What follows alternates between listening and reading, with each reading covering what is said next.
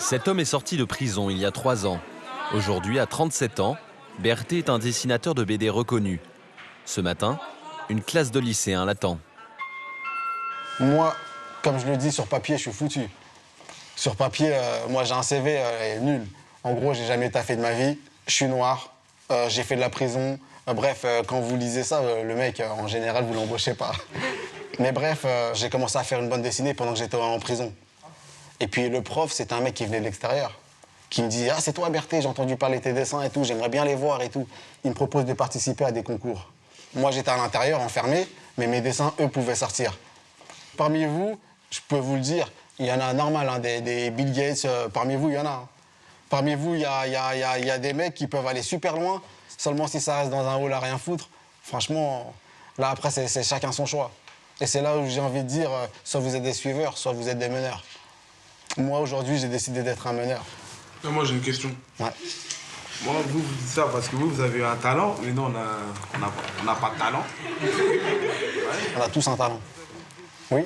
Tu nous as fait réfléchir et ça nous pousse, surtout dans le domaine scolaire, t'as vécu les choses. Parce que généralement, les gens, ils parlent, mais ils ont rarement vécu. Et toi, t'as un parcours et t'as vécu. Et franchement, ça fait plaisir. Franchement, merci, ça me touche ce que t'es en train de dire. Passe-le ton message. Ah, c'est gentil. En gros, merci, quoi.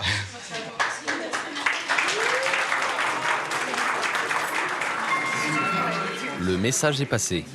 Tous les élèves sont curieux de découvrir la fameuse BD de Berthé. Tel une superstar, il est en quelques secondes encerclé. Avec cet album, L'Évasion, dessiné alors qu'il est encore derrière les barreaux, Berthé remporte en 2009 le premier prix Transmuraille au Festival d'Angoulême.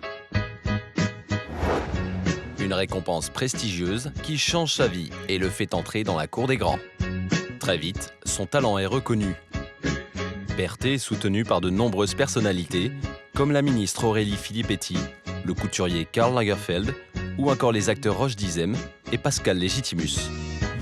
C'est quelqu'un qui est parti de là pour arriver à là, avec une vraie ténacité, une vraie envie. Il a un crayon un peu gras, un peu dur, mais qui lui ressemble un peu. Hein. Des personnages assez crus, avec des petits détails caricaturaux qui me plaisent beaucoup. Voilà.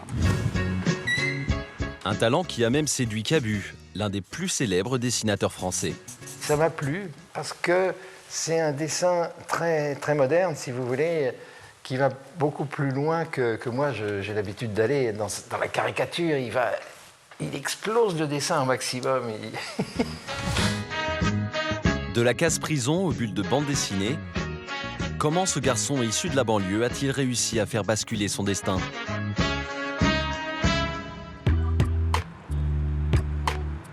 Berthé a grandi ici à La Courneuve, dans la cité des 4000, entouré de ses frères et sœurs. Tout petit déjà, il passe son temps à dessiner avec ses frangins. C'est pas mal, c'est le but. C'est vrai qu'on faisait nos premières BD ensemble. C'est ça, ouais. Et en fait... Avant l'heure, même. Ah oui, bien avant l'heure, parce que ça, c'était... Je crois que c'était même au collège, hein, même pas à l'école primaire. Attends, mais quel âge on devait avoir au moins? Je sais pas, on a commencé... C'était l'époque des pifs... Pif et Hercule. J'avoue. Mais son talent n'est pas reconnu par sa famille. Dans mon milieu social, le fait d'être artiste, eh bien, ça rassure pas. Mais on va avoir un boulot, voilà, qui rassure sûr. Une stabilité financière, en gros. Alors, le dessiner, c'était impossible pour moi de venir au milieu de la famille et puis je me mets à dessiner. Non, non, c'était fais tes devoirs. Ce qui fait qu'il fallait que je me cache pour dessiner.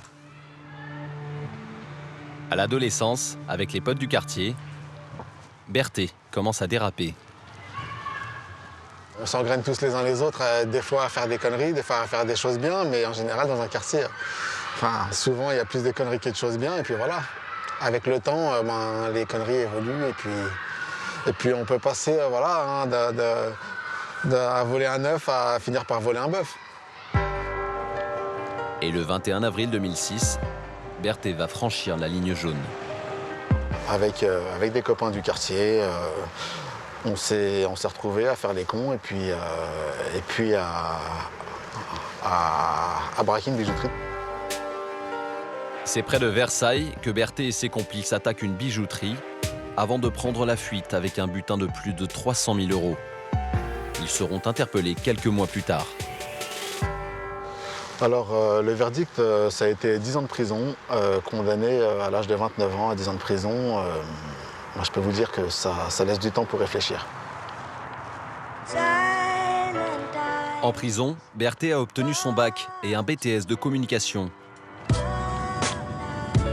Et c'est pour bonne conduite qu'il est libéré au bout de 5 ans. Après être resté pendant des années face à un mur, eh ben, j'ai pris l'autoroute avec les frangins et puis j'étais surpris en fait de voir l'horizon.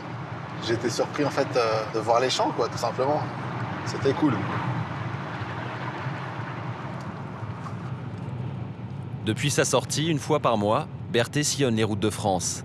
Il fait le tour de toutes les prisons pour y animer un atelier de dessin. Je suis en train de me dire que ça me paraît super loin de retourner dans la prison dans laquelle j'étais.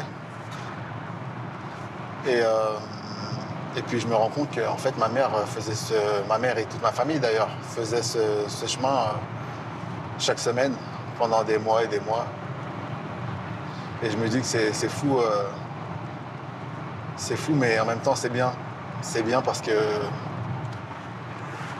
l'amour d'une mère, hein, ça n'a pas de limite. Hein. On a rien.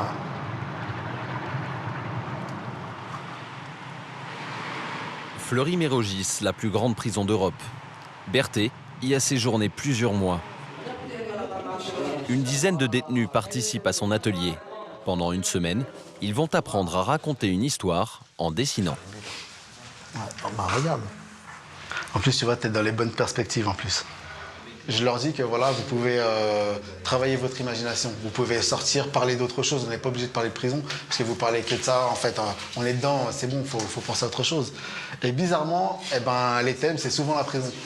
C'est souvent, voilà. Et là, il y en a un, par exemple, lui, qui fait le timide. Eh ben, il a parlé de vacances, il a parlé de après la prison. Et ça, je trouve ça bien. Peut-être qu'il y a quelqu'un qui voudrait parler de son dessin ou pas? Personne. Ah ouais, le début, l'histoire, c'est quoi? C'est un personnage, il est en prison, ça fait 36 mois qu'il est en prison. Et en fait, quand on est en prison, un moindre petit truc, on peut... Tout est décuplé. Tout est décuplé. Par exemple, sûrement, t'avais juste une poussière dans l'œil, on va croire qu'elle nous a fait un clin d'œil. Et lui, il s'imagine des choses, et en fait, elle s'en fout, elle pense qu'elle a jamais, elle lui apporté à manger. Et quand il sort, elle la recroise, il dit ça y est, je vais la gérer, et en fait, à la fin, il se rend compte qu'elle a un mari. Pour ces détenus, Berthet est un exemple de réinsertion réussie.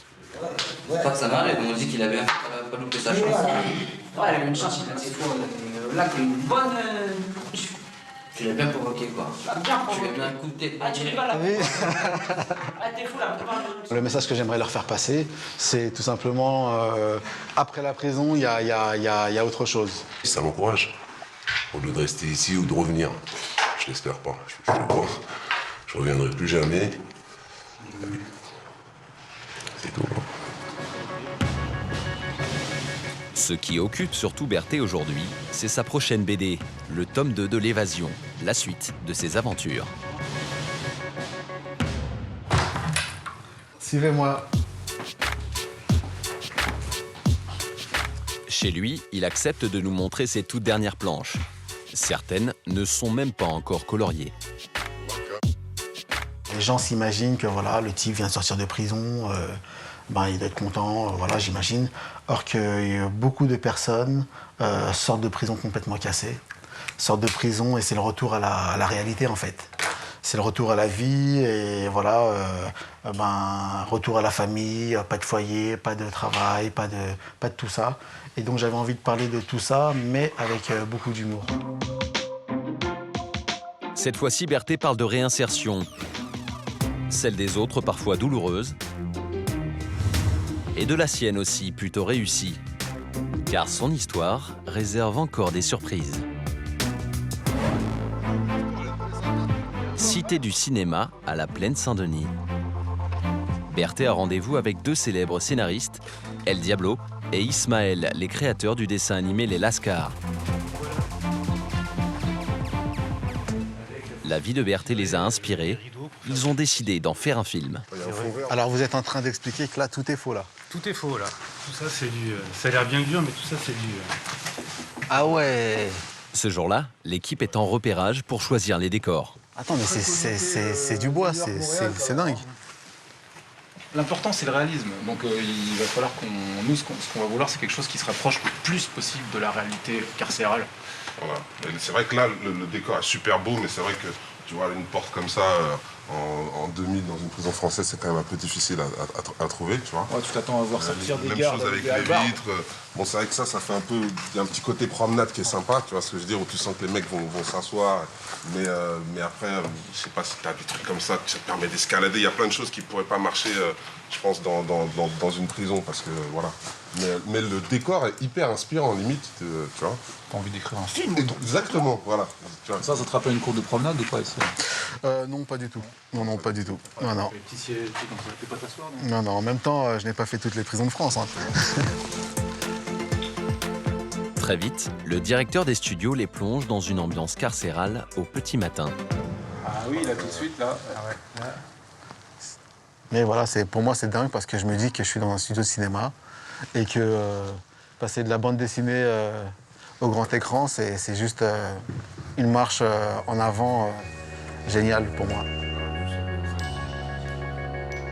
Si la route du succès est encore longue pour le dessinateur, celle de la galère, elle, semble définitivement derrière lui.